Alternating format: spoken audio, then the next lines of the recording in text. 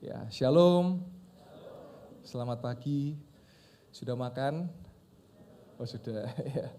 Puji Tuhan. Senggol kanan kiri katakan, ojo turu lu yo. Ya. Karena dari atas saya bisa kelihatan ya, yang mulai angop-angop, Bapak Ibu. Jangan sampai ketiduran ya. Kalau ada yang ketiduran boleh disenggol ya. Ya, baik. Sebelum saya sampaikan firman Tuhan, saya rindu menyampaikan sedikit pengumuman karena gereja terus bergerak, gereja terus ada dalam pelayanan, sehingga saya umumkan bagi jemaat yang rindu pelayanan, ada bidang-bidang yang membuka rekrutmen ya, boleh ditampilkan. Yang pertama ada bidang make up ya. Jadi karena kita ditayangkan live streaming ya, boleh ditayangkan ya, make up.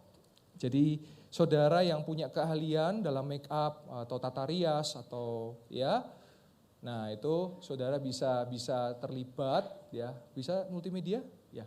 Nah itu saudara bisa catat di situ Ibu Eli Rusmini, saudara bisa terlibat dalam pelayanan. Jadi karena kita ada kamera, ada tayangan live streaming ya, supaya lebih baik, jadi di make up supaya bagus. Nah saudara kalau punya talenta di make up bisa daftarkan diri Anda. Nanti ikut di kelas dasar pelayanan, setelah itu saudara bisa membantu untuk memake up pelayan-pelayan ya, termasuk Pak Samuel dan saya. Biasanya kalau laki sih cuma di touch up aja ya, cuma dibedakin supaya di tayangan lebih bagus ya, karena di syuting. Lalu yang kedua, saya percaya jemaat banyak memiliki talenta, ada yang main musik, ada yang menyanyi. Nah, kita juga membuka di Praise and Worship.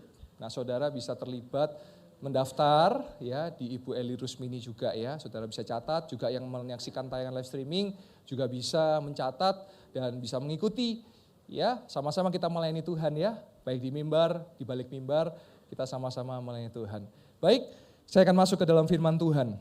Kita masuk di bulan Natal. Saya selalu ingatkan kepada jemaat Tuhan dimanapun, Natal bukan berbicara tentang Sinterklas. Ya. Kalau udah masuk Desember, biasanya Sinterklas yang muncul. Enggak, Natal, Natalitas itu berbicara tentang Yesus Kristus. Kadang-kadang ya ini mungkin tidak sengaja. Kalau bulan Natal anak-anak ditanyai, ayo mau hadiah apa, nanti Santa Claus bisa kasih hadiah, gitu. Padahal mboke sing beli no hadiah kan.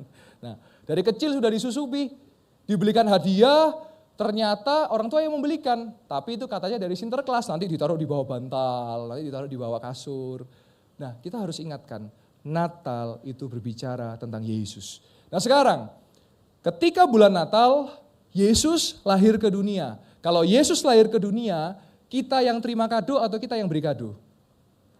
Kita yang beri kado. Karena kalau ada yang lahiran, apakah kita datang, aku minta kado dari bayi itu? Enggak kan? Pasti kita datang membawa hadiah buat bayi itu. Sama seperti ketika orang Majus datang membawa 3 hadiah emas, kemenyan, dan mur. Nah pertanyaannya sekarang, hadiah apa yang kita mau bawa kepada Yesus? Bulan ini kita berbicara tentang pemberian yang terbaik. Pemberian yang terbaik artinya Yesus adalah pemberian yang terbaik daripada Allah Bapa bagi kita semua umat manusia. Nah sekarang di tanggal 24 di minggu ke-4 daripada bulan Desember ini, kita juga mau memberikan yang terbaik kepada Tuhan. Memberikan gak selalu bicara tentang materi. Berarti apa pemberian yang terbaik buat Tuhan? Ya hidup kita Bapak Ibu Saudara. Saya kalau lihat fenomena, saya menyebut ada yang namanya Jepasnat. Jepasnat itu jemaat pasca Natal. Jadi muncul ke gereja 2 kali dalam setahun. Ya. Tapi saya percaya sebetulnya setiap hari Yesus itu hadir. Natalitas Yesus itu Natal di hati kita. Nah sebab itu saya mau katakan bahwa Natal itu berbicara tentang Yesus. Nah bukan hanya itu. Dunia, karena memang Natal juga dijadikan budaya, kita mesti hati-hati pilah-pilah kepada lagu-lagu Natal. Enggak semua lagu Natal itu lagu rohani. Ada contoh, Last Christmas I give you my heart. Nah itu bukan, itu lagu cinta-cintaan waktu Natal. Saya nggak bisa bayangkan kalau Pak Tri ya, worship leader, mari saudara kita bangkit berdiri. Last Christmas I give you my heart. Lah malah jadi cinta-cintaan ya. Enggak, itu bukan. Lalu apa lagi? All I want for Christmas is you, itu juga bukan. Itu buat lagu para jomblo-jomblo yang menantikan pasangannya ya. Jadi itu bukan. Lalu apa lagi? I'm dreaming on the white Christmas, itu juga bukan. Itu lagu budaya Natal. Lalu apa lagi? You better watch out, Santa Claus is coming. Itu juga bukan. Karena yang kita nantikan di bulan Natal bukan Sinterklas, Tapi Yesus Kristus yang kita nantikan. Jadi saudara nggak akan mungkin menemukan pernak-pernik Sinterklas di sini. Karena kita nggak mengenal Sinterklas, yang kita kenal Yesus Kristus. Amin. Haleluya. Nah, oleh sebab itu kita mau hidup kita menjadi pemberian yang terbaik kepada Tuhan. Menjadi satu hal yang baik. Nah, saya mau saksikan, kita adalah gereja Betani Yestoya Malang, gereja Betani Indonesia adalah gereja dengan aliran Pantai Kosta yang mengandalkan kuasa Roh Kudus. Saya mau saksikan minggu lalu di ibadah mujizat dan nanti saya akan melayani di ibadah mujizat jam 3. Saya percaya Tuhan pakai gereja ini untuk menyatakan mujizat demi mujizat, untuk menyatakan hal yang mustahil menjadi mungkin. Minggu lalu saya dihubungi oleh seseorang dan beliau minta disamarkan saja identitasnya, tetapi ini cerita nyata. Beliau datang di ibadah mujizat waktu itu kita bawa dalam penyembahan. Kita adalah gereja yang menyembah di dalam roh dan kebenaran. Dia menyembah dan tiba-tiba saudara, dia rasa, dia duduk, waktu itu saya adakan altar call, dia tidak maju, dia duduk. Tetapi dia merasa seperti ada yang menumpang tangan kepada dirinya. Dan itu bukan saya. Dia merasa ada tumpangan tangan, dia merasa ada damai sejahtera, dan dia merasa ada sesuatu di dalam hatinya yang menguatkan dia. Ternyata dia sedang gusar, sedang gundah gulana karena cucunya mengikuti sebuah ajang perlombaan olahraga seprovinsi ya atau senasional, kurang lebihnya seperti itu. Dan dia berdoa buat cucunya, dia merindu cucunya bisa juara. Dan bukan hanya sekedar berdoa, cucunya juga berlatih keras. Kadang-kadang kita sebagai orang Kristen kita doa, Tuhan saya minta diberkati, tapi Anda nggak kerja, Anda nggak berusaha, rasanya akan 0-0 atau 0 putul. Anda juga harus melakukan bagian Anda. Tuhan saya mau ujian lulus, ya harus belajar. Nggak bisa cuma doa saja. Kadang-kadang kita menjimatkan doa, padahal doa itu adalah komunikasi, adalah kehidupan kita kepada Tuhan, dengan Tuhan. Nah, singkat cerita, dia berdoa kepada cucunya bersama-sama untuk supaya rindu bisa juara. Dan tahukah saudara, ketika dia mengikuti ibadah mujizat, dia ditelepon oleh cucunya. Dan tahu saudara apa yang terjadi? Cucunya juara 2 senasional. Kita boleh kasih tepuk tangan buat kemuliaan nama Tuhan. Dia bilang gak apa-apa Pak, yang penting ada kata juaranya, juara 2. Tetapi itu dari banyak orang. Tidak ada yang mustahil bagi Tuhan dan tidak ada yang mustahil bagi orang percaya. Selama Anda mengandalkan Tuhan dan selama Anda melakukan bagian Anda. Saya percaya Tuhan pakai gereja ini, gereja yang mengandalkan kuasa Roh Kudus di akhir zaman ini. Nah, saya mau kupas tuntas. Saudara kalau belajar Alkitab, ada yang namanya silsilah-silsilah. Nah ini kadang-kadang kalau kita baca silsilah, kita udah males. Kenapa? Karena memperanakan. Tapi hari ini saya akan eksposisi bagi saudara, supaya saudara bisa mengerti bahwa yang tercatat di dalam Alkitab tidak ada yang sia-sia. Mari sama-sama kita lihat di Matius 1 ayat yang ke-1 sampai yang ke-17. Ini adalah silsilah Yesus Kristus. Yang ditulis oleh Matius, yang dimana juga ditulis di Lukas. Ya, Lukas juga menulis silsilah Yesus. Tetapi ada yang menarik di Matius. Di Matius ini yang menarik adalah di situ ada nama-nama wanita.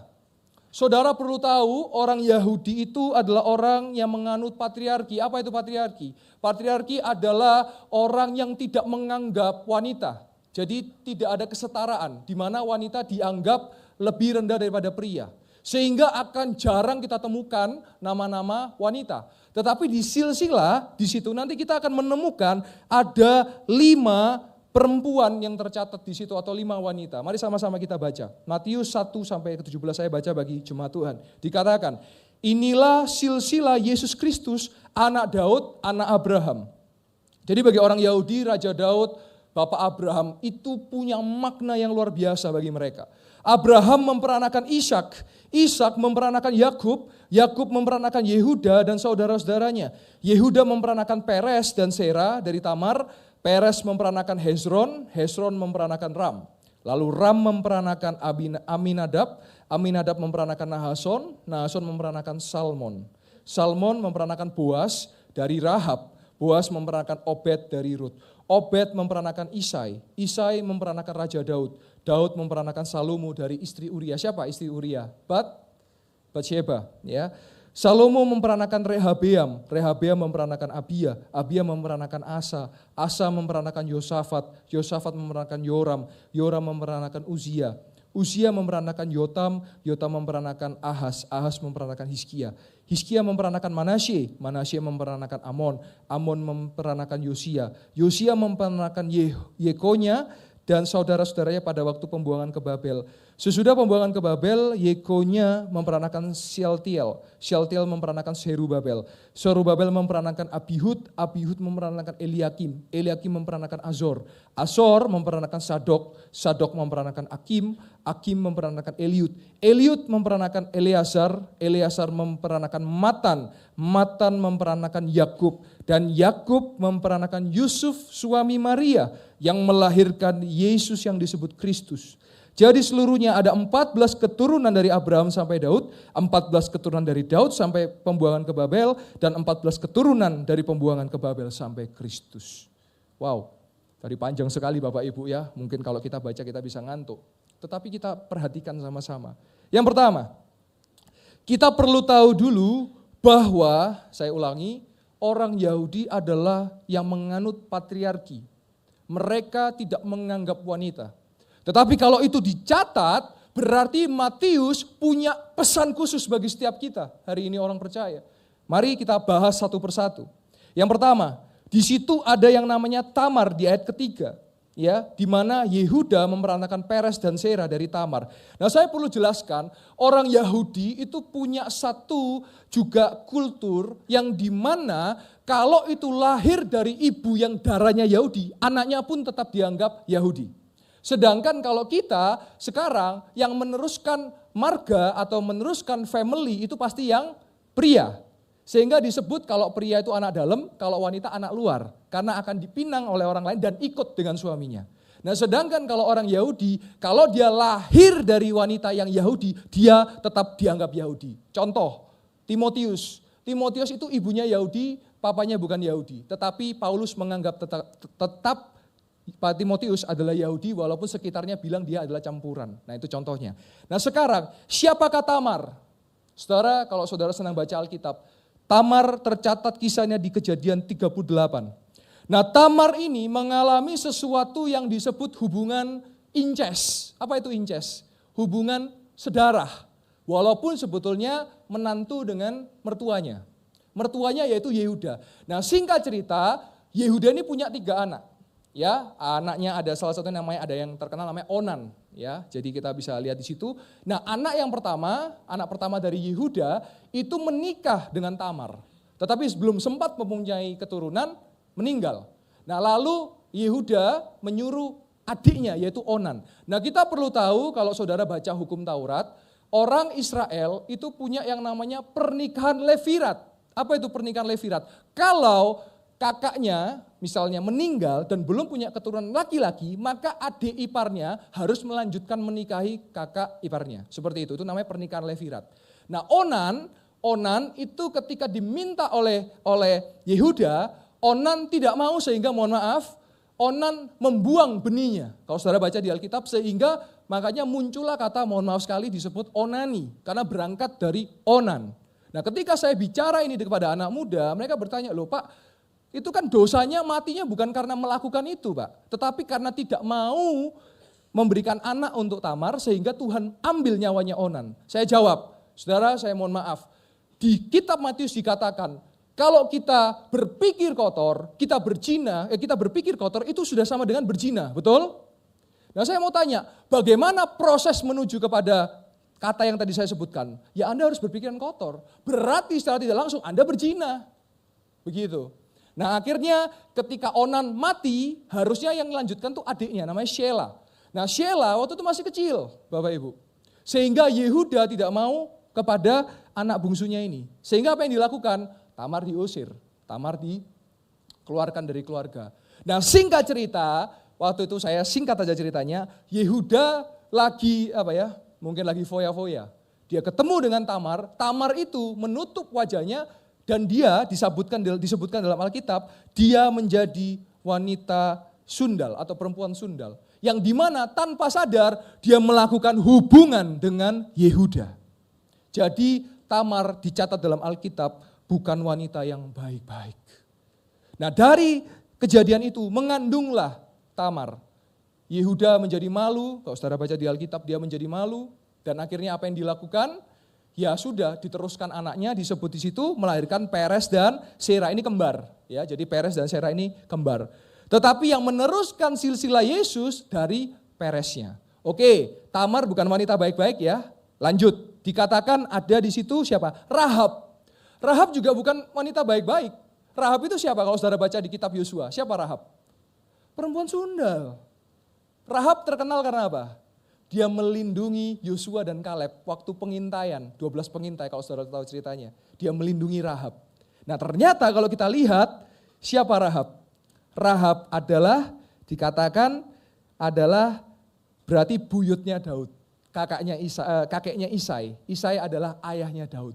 Jadi Rahab memperanakan Boas, Boas memperanakan Obed, dan Obed memperanakan Isai. Wow.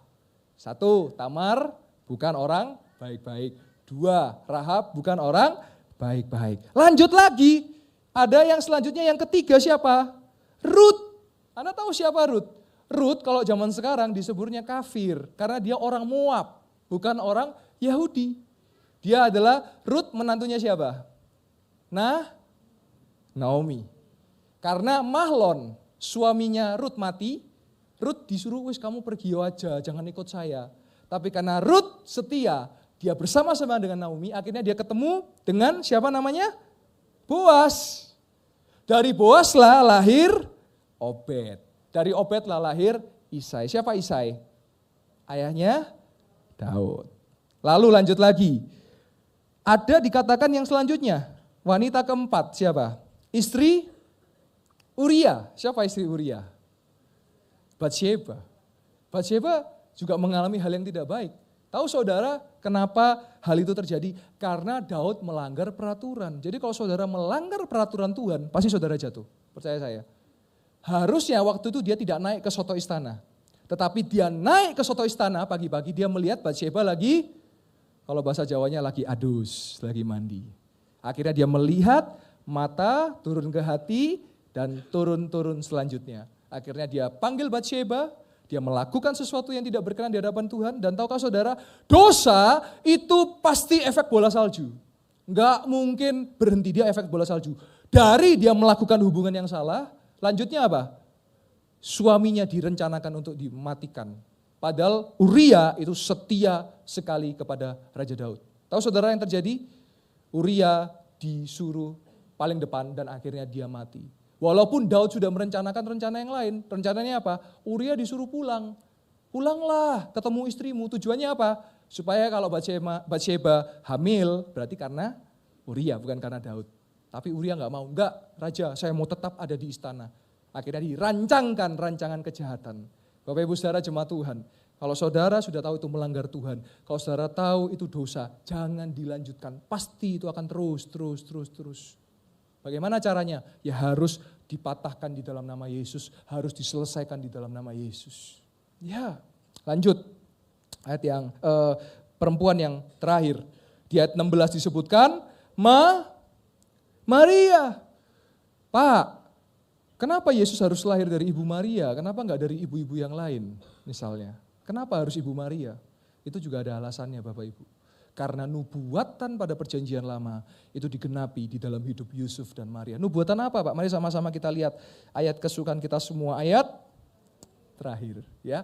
Di Yesaya 7 ayat yang ke-14. Tapi 2 ayat ya Bapak Ibu ya. 3 ayat. Yesaya 7 ayat yang ke-14. Dikatakan, sebab itu Tuhan sendirilah yang akan memberikan kepadamu suatu pertanda. Sesungguhnya seorang perempuan muda mengandung dan akan melahirkan seorang anak laki-laki. Dan ia menamakan dia Immanuel. Arti Immanuel apa? Tuhan beserta kita. Ayat selanjutnya, Mika 5 ayat 1 sampai yang kedua. Supaya saudara tahu kenapa Yesus lahir dari Maria dan kenapa Yesus lahir di Bethlehem. Karena itu sudah dinubuatkan. Kita lihat Mika 5 ayat yang ke-1 sampai yang ke-2. Mungkin ayat selanjutnya, multimedia. Ya, tetapi engkau, hai Bethlehem Efrata, hai yang terkecil di antara kaum-kaum Yehuda. Jadi ternyata Tuhan nubuatan itu ada dari keturunan Yehuda. Yehuda adalah anaknya Yakub, yang dimana adalah suku dari Israel. Ada 12 suku Israel. Nah dikatakan, hai yang terkecil di antara kaum-kaum Yehuda, daripadamu akan bangkit bagiku seorang yang akan memerintah Israel. Ya, dia adalah raja orang-orang Israel. Yang permulaannya sudah sejak perbakala, sejak dahulu kala. Ayat yang terakhir, yang ketiga. Dikatakan apa? Sebab itu ia akan membiarkan mereka sampai waktu perempuan yang akan melahirkan, telah melahirkan. Lalu selebihnya dari saudara-saudaranya akan kembali kepada orang Israel. Jadi kenapa melalui Ibu Maria bukan kebetulan? Karena ada garis keturunan dari Raja Daud. Dan kenapa harus di Bethlehem? Ada yang jawab, Pak, kenapa kok Yesus lahir di kandang domba? Ada yang jawab karena Yusuf lupa booking hotel katanya. Jadi hotel pada sudah penuh karena akhir tahun waktu itu ya. Nah, Yesus lahir di kandang domba karena apa? Karena Yesus adalah anak domba Allah yang akan disembelih untuk menghapus dosa dunia. Sehingga Anda dan saya, orang-orang percaya tidak binasa tetapi beroleh hidup yang kekal. Kita boleh kasih tepuk tangan buat kemuliaan nama Tuhan. Jadi rancangan Tuhan itu pasti rancangan yang terbaik dan sempurna. Kenapa saya bahas silsilah ini? Supaya Anda tahu kalau dunia katakan Anda sekalipun hina, dunia katakan sekalipun Anda najis, tapi kalau Tuhan punya rencana, maka akhirnya akan sempurna. Katakan amin. Ya, saya percaya itu. Saudara bukan hidup dari apa kata orang, tetapi Anda hidup dari apa kata firman Tuhan. Seorang pemenang artinya berarti Anda bertarung. Anda menang atas pertarungan. Dan di sini dicatat ada 5 wanita yang dicatat berarti mereka spesial. Dan luar biasa bagaimana penggenapan Tuhan itu terjadi. Yusuf itu keturunan Daud, Maria juga keturunan Daud. Nah sekarang kenapa harus Bethlehem? Itu ada maknanya Bapak Ibu Saudara. Bethlehem itu dari bahasa Beit and Alehim. Beit Alehim, Beit artinya rumah, Alehim artinya roti. Jadi Yesus juga adalah roti kehidupan yang dimana dia lahir di rumah roti atau Bethlehem, Beit Alehim. Jadi bukan kebetulan Yesus ada di Bethlehem. Dia lahir untuk menebus dosa Anda dan saya. Dia lahir untuk menjadi anak domba Allah yang sempurna, yang menghapus dosa dunia. Haleluya. Nah, saya mau tambahkan sedikit karena kalau Anda baca dari kitab Matius, saya berharap ini menjadi memantik saudara untuk saudara senang membaca Alkitab dan saudara senang belajar Alkitab. Karena kalau saudara senang baca Alkitab, saudara akan menemukan kebenaran dan saudara bisa berubah ketika saudara mengenal kebenaran dan saudara bisa merdeka ketika saudara mengenal kebenaran. Nah, kalau Anda melihat dari Matius, Yesus dicatat mulai dari Daud, anak Abraham dan Abraham. Kalau saudara mau tahu atas-atasnya, mari kita buka di Lukas 3 ayat 34 sampai 38. Supaya saudara mengerti atasnya Abraham itu siapa. Kita lihat ya.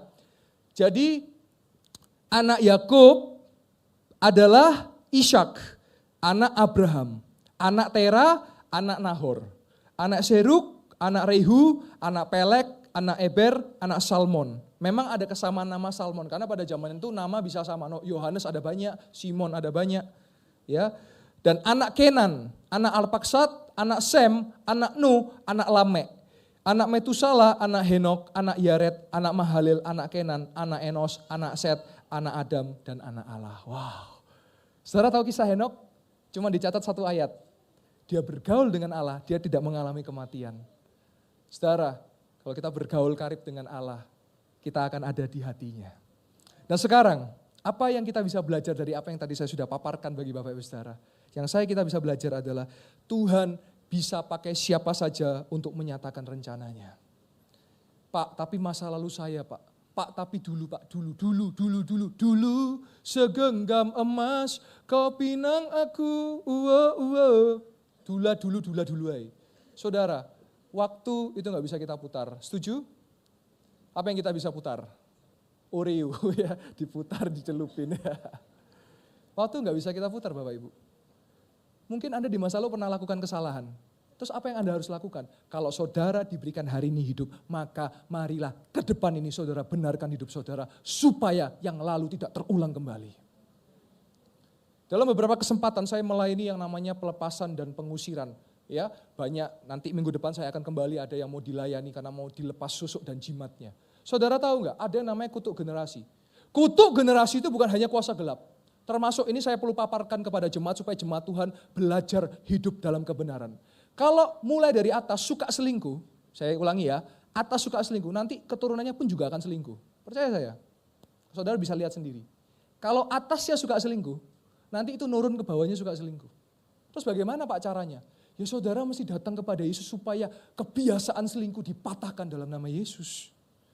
Apalagi kutuk keturunan yang kuasa gelap. Saudara pakai penglaris, saudara pakai jimat, saudara pakai sosok, saudara pakai benda-benda mistis klinik. Itu nurun Bapak Ibu Saudara. Karena setan itu suka ngikat darah.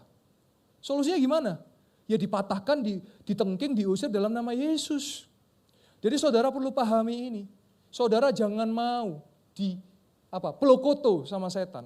Tapi saudara harus mau dipakai untuk rencana Tuhan. Saya mau tanya, kalau saudara menjadi ancaman buat iblis, kira-kira iblis akan ganggu saudara enggak? Pasti. Oleh sebab itu ketika saya melayani Tuhan, saya harus lebih banyak berdoa. Terutama dengan kuasa darah Kristus. Kenapa? Saya harus melindungi istri dan anak saya. Saya harus melindungi pernikahan saya. Jangan kita merasa kuat. WA saya, Instagram saya, semua istri saya bisa melihat. Kenapa? Saya mau membangun rasa percaya. Jadi ibu-ibu, halo. Kalau suaminya WA-nya nggak boleh dicek, suami-suami bertobatlah ya. Iya, karena keterbukaan adalah awal pemulihan. Saya lihat bisa kalau saya pelayanan keluar kemarin, saya habis pelayanan di Natal di sebuah universitas di Kota Malang. Kalau saya ajak istri anak saya biasanya kan ada yang mau ngajak foto ya, kaum Hawa biasanya ngajak foto. Saya selalu ajak istri saya untuk foto bersama, ya untuk menjaga, untuk supaya baik, supaya kita terus melindungi. Ya, kita jangan merasa kita kuat. Ketika saudara merasa saudara kuat, itu lebih cepat jatuh. Bagaimana Pak cara doanya? Ya saudara rubah, Tuhan saya enggak sanggup, Tuhan saya enggak mampu, Tuhan saya enggak bisa, kuatkan saya. Jangan ngomong, Tuhan saya bisa, saya pasti setia. Petrus saudara tahu, Tuhan kalau engkau mengalami apa, saya akan maju duluan. Ditanya orang, kenal Yesus enggak? Sampai 3 kali. Akhirnya ayam berkokok. Saudara tahu kenapa Petrus menyangkali? Kenapa? Karena dia sakit perut. Ya. Kok bisa kan menyangkali? Nyangkali ya, sakit perut. Ya ini yang ngerti bahasa Jawa yang ngerti ya. Menyangkali ya. Ya dia menyangkali Yesus karena takut gitu loh ya. Nah, tapi buktinya yang ada pada saat itu siapa? Yang setia siapa? Malah para ibu-ibu wanita. Ada Maria ibu Yesus, bahkan ada Maria Magdalena yang dirasuk. Jadi Maria Magdalena itu bukan perempuan sundal ya. Perempuan sundal ada sendiri. Maria Magdalena ini yang dirasuk 7 roh jahat. Jadi kalau ada pendeta, tahukah saudara Maria Magdalena yang wanita sundal? Salah itu. Nanti saudara baca, perempuan sundal itu enggak ada namanya. Kalau Maria Magdalena yang dirasuk 7 roh jahat. Nah ini makanya pentingnya kita baca Alkitab. Saudara boleh senang dengar khotbah, tapi kalau saya sarankan bacalah Alkitab. Karena sekarang banyak muncul pengajar-pengajar, nabi-nabi palsu. Saya cuma ingatkan itu. Hati-hati sekali saudara-saudara. Saya mau gereja Betani Ustai Malang kembali kepada Injil, kembali kepada firman Tuhan, dan berfokus kembali kepada Yesus Kristus. Karena Alkitab ini kalau diringkes semua berbicara tentang Yesus Kristus Tuhan kita. Nah sekarang Bapak Ibu, ketika Tuhan punya rencana dalam Bapak Ibu Saudara, oke kita semua gak ada yang sempurna, saya juga gak sempurna, saya punya masa lalu yang tidak baik, semua pasti punya masa lalu tidak baik. Tetapi hari ini Tuhan gak pernah lihat masa lalu kita. Yang dia lihat adalah hari ini dan Tuhan mau pakai kita sesuai panggilannya, beda-beda gak harus sama. Saya jadi hamba Tuhan, saudara ada panggilan sendiri, di dunia sendiri, di aspek sendiri. Tetapi jangan sampai iblis ambil itu. Ada satu lagu berkata yang saya pikir, lagu ini kayaknya salah yang menciptakan. Ternyata saya pikir-pikir ada makna dalam. Lagunya seperti ini. Bagaikan bejana siap dibentuk. Nah, yang dibentuk itu bukan bejana Bapak Ibu. Yang dibentuk apa? Tanah liat. Bejana itu produknya. Bahan dasarnya itu tanah liat. Tapi lagunya udah jadi. Nggak bisa saya potong-potong kan. Bagaikan tanah liat. Nah kan nggak enak ya. Jadi bagaikan bejana. Nah sekarang kenapa bagaikan bejana? Lagu ini nggak asal diciptakan oleh penciptanya. Bagaikan bejana siap dibentuk, demikian hidupku di tanganmu. Bentuklah seluruh rencanamu, pakailah sesuai rencanamu. Ku mau sepertimu Yesus, disempurnakan selalu Saudara tahu bejana paling gampang itu kendi wis. Kendi. Kendi itu kalau dilempar pecah nggak? Pecah. Ketika pecah kan harus dibenerin tuh. Kalau dibenerin bisa utuh lagi seperti sebelumnya nggak? Nggak bisa. Tapi ketika kendi itu pecah, ada lubang-lubangnya, betul ya? Dan saudara kasih lilin di tengah, cahayanya bisa kelihatan nggak? Bisa? Nah, demikian hidup kita. Kita harus diproses, dibanting dulu. Kita harus proses, dipecahkan dulu supaya apa? Ada terang Yesus dalam hidup kita dan orang bisa melihat itu. Amin? Ya. Yang terpenting kita mau memberikan yang terbaik Bapak Ibu. Saya percaya dari kisah yang tadi kita sudah belajar. Saya percaya Bapak Ibu Saudara dan saya, kita mau berikan yang terbaik kepada Tuhan. Hidup kita adalah pemberian yang terbaik. Tingkah laku kita. Pemulihan keluarga demi keluarga. Jangan sampai saudara rajin ke gereja, tapi keluarganya enggak baik. Saudara mesti pemulihan. Saya percaya Tuhan pakai gereja Betani Ustaya Malang untuk pemulihan-pemulihan. Anak-anak muda yang ada di kota Malang, kamu datang kuliah di Malang bukan untuk jadi rusak. Kamu datang ke kuliah bukan untuk masukin pacarmu di kosmu.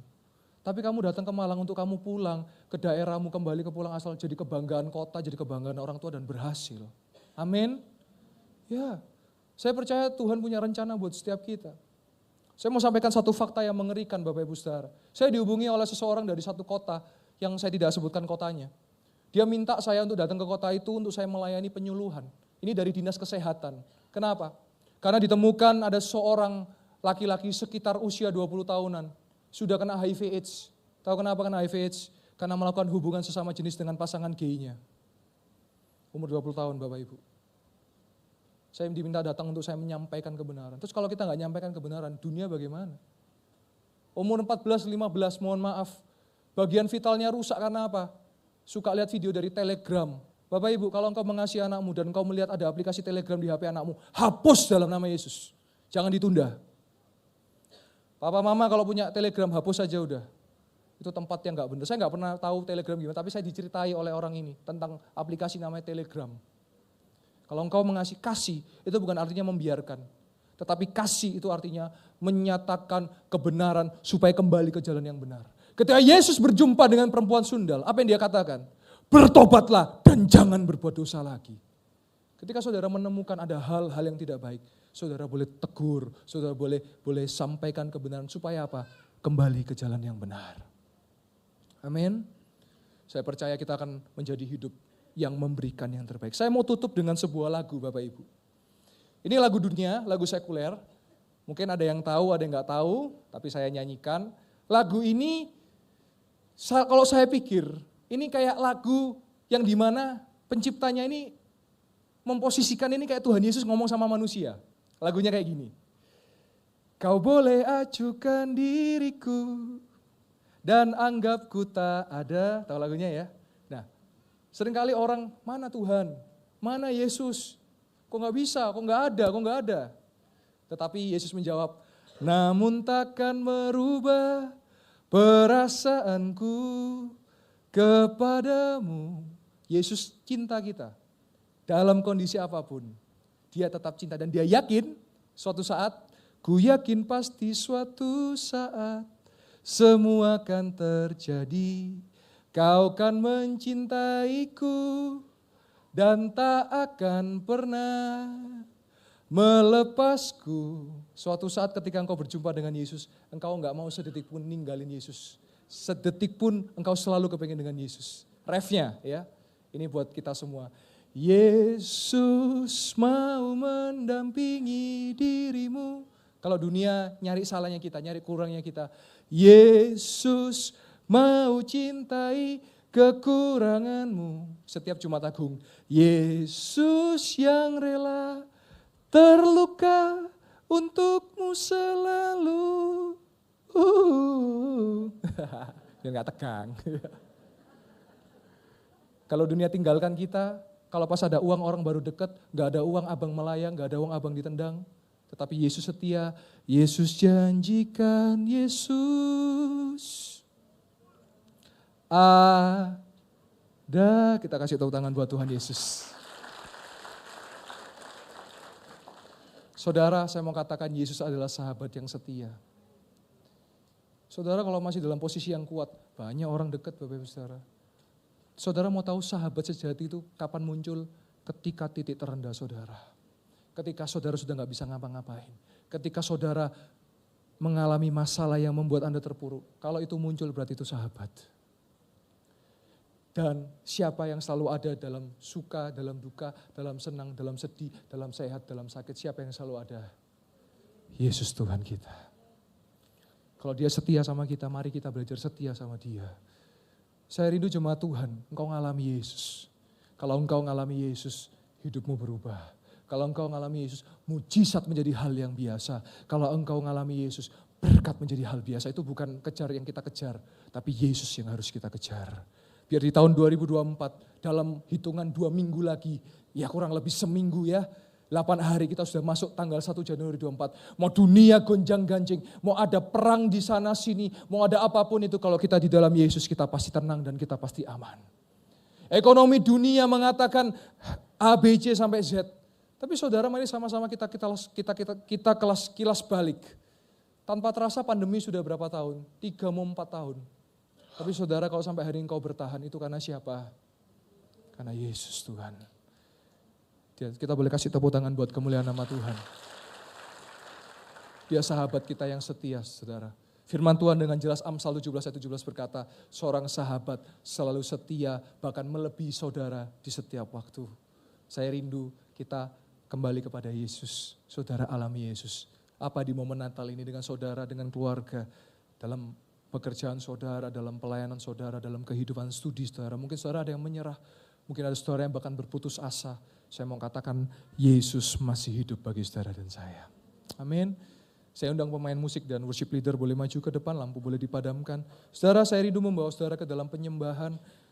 Hari ini dunia melihat fisik, tapi Tuhan melihat hati kita. Saya percaya saudara setiap ibadah alamilah Yesus.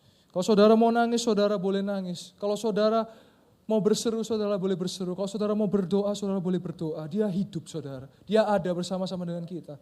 Kalau saya bicara tentang Yesus, selalu air mata itu meniti. Kenapa? Karena dia terlalu baik.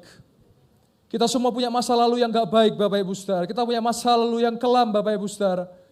Tetapi dia selalu gak pedulikan masa lalu. Dia lihat hari ini dan masa mendatang. Kalau saudara ada salah, saudara bertobat. Kalau saudara ada lemah, minta dikuatkan. Pak, saya nunggu berapa tahun, Pak, saya sakit, Pak. Saya mau disembuhkan, saudara.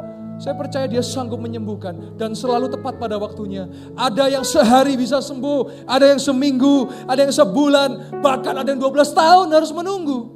Bahkan ada yang harus 38 tahun menunggu.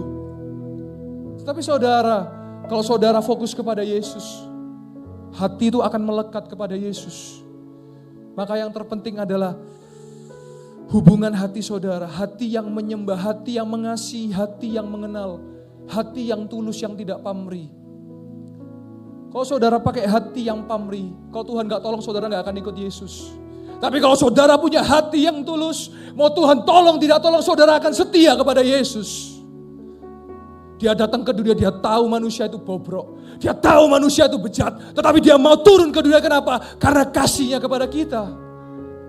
Kalau saudara mau tahu bagaimana ketika manusia bobrok pada era yang pertama, apa yang dilakukan Tuhan? Air bah dia lakukan, dia habiskan semua manusia. Tetapi ada satu yang berkenan di hati Tuhan, siapakah dia? Nuh. Kalau saudara baca Kejadian 6, dikatakan ada Nuh yang hatinya berkenan kepada Tuhan. Saya percaya jemaat yang dikasih Tuhan, karena hati kita berkenan di hadapan Tuhan, maka kota Malang menjadi kota yang dikasih Tuhan. Karena ada hati yang berkenan kepada Tuhan, maka Indonesia berkenan di hadapan Tuhan. Mari sama-sama kita pulihkan hati kita. Supaya apa? Kita berkenan di hadapan Tuhan. Sehingga apa? Pemberian dalam hidup kita berkenan di hadapan Tuhan. Saya percaya Roh Kudus menjamah setiap hati kita. Roh Kudus bekerja dalam hidup saudara. Saya percaya momen Natal ini momen yang tidak sama seperti sebelum-sebelumnya. Tetapi momen Natal di mana saudara kembali membangun hubungan dengan Yesus.